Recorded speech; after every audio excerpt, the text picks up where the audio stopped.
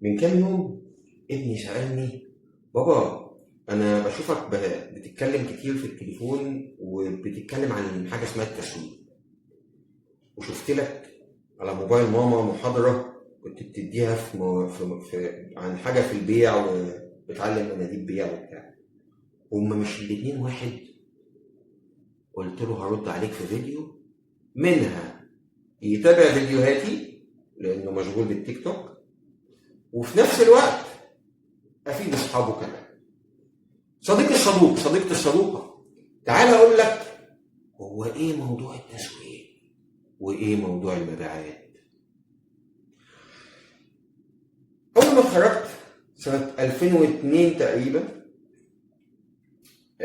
اشتغلت مندوب مبيعات في شركة سنيكس اللي هي مقرمشات الذرة دي.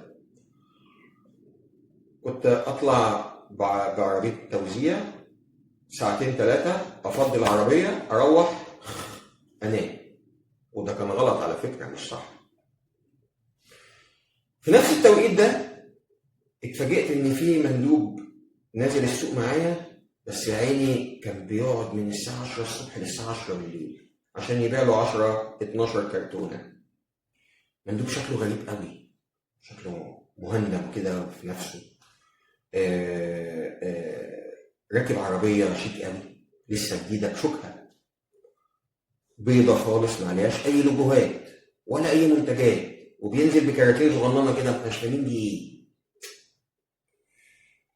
وكان بيصعب على التجار يا عيني، واللي يقول له طب اديني افوتني المره دي، طب خليها المره الجايه، واللي يصعب عليه قوي ياخد منه كرتونه يحطها وما بتتباعش، ان ارجع له تاني في الزياره، في ميعاد زيارتي اللي جايه الاقي الكرتونه زي ما هي ما اتباعش منها حاجه. ايه الحكايه؟ بعد شهر نزل للمنتج ده اعلان في التلفزيون، قبل التيك توك بقى، وقبل اليوتيوب، وقبل الفيسبوك، وقبل كل السوشيال ميديا اللي احنا بنتكلم فيها دي. كانش عندنا الا التلفزيون. اول ما نزل له الاعلان، من تاني يوم تالت يوم لقيت المندوب ده التجار واصحاب الاكشاك مستنيينه على ناصية الشارع، نواصي الشوارع. وكان يقعد يوقف عربيته، يفتح صندوقه ويقعد يلم فلوس بس، والتجار يقعدوا يتحايلوا عليه: طب والنبي كرتونه زياده، طب والنبي اديني الطعم الفلاني ده، طب والنبي مش عارف ايه. هو ايه الموضوع؟ ايه المنتج ده؟ وايه اللي حصل قلب الدنيا بالشكل ده؟ يمكن عشان الاعلان؟ لا، مش الاعلان، الحمله التسويقيه. وهتتفاجئ صديقي وصديقتي لما تعرف المنتج ده كان ايه. المنتج ده كان البيك رولز. ايه يا فندم، حضرتك سمعت صح، البيك رولز. سهله. طب ايه اللي حصل؟ والمنتج ده ليه كان منتج غريب ساعتها؟ وليه التجار ما كانوش بياخدوه؟ اقول لك.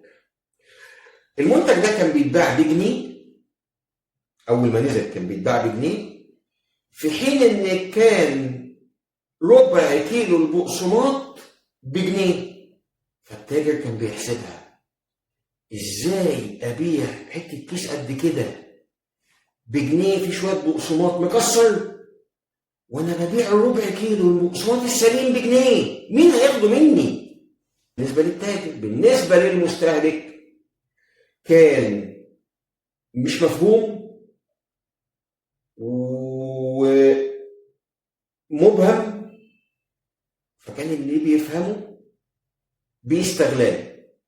يعني اللي بيفهمه بيستغلاه. طب ايه اللي حصل؟ ايه اللي قلب الدنيا دي؟ لما انت بتقول لي التاجر ما كانش مستغليه والمستهلك مستغليه، ايه اللي حصل؟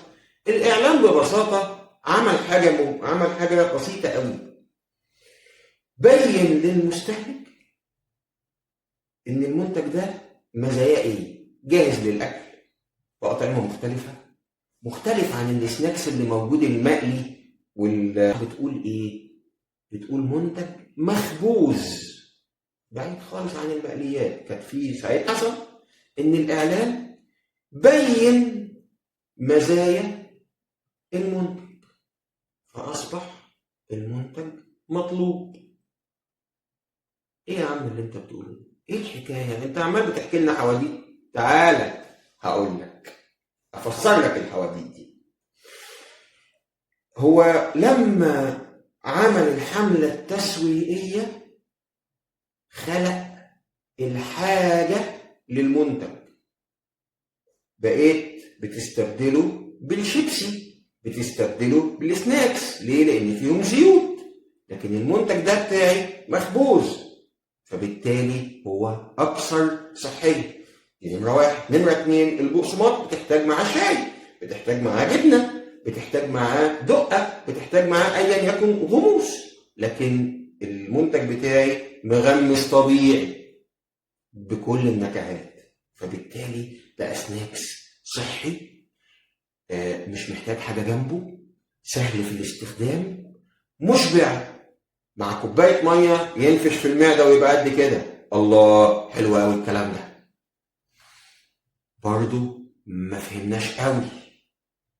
اقول لك يا باشا ان التسويق بيخلق الحاجه للمنتج، تيجي المبيعات تلبي هذه الحاجه. فانت عملت تسويق صح، نزلت مندوبك بشكل مظبوط، الزبون راح للسوبر ماركت لقى منتجه فخده.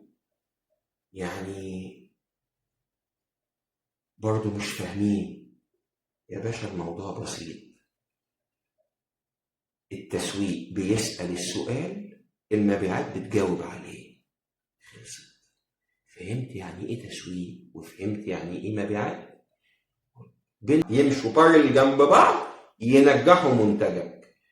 ما ينفعش تمشي على سطر وتسيب سطر. فهمتني يا باشا؟ السلام عليكم.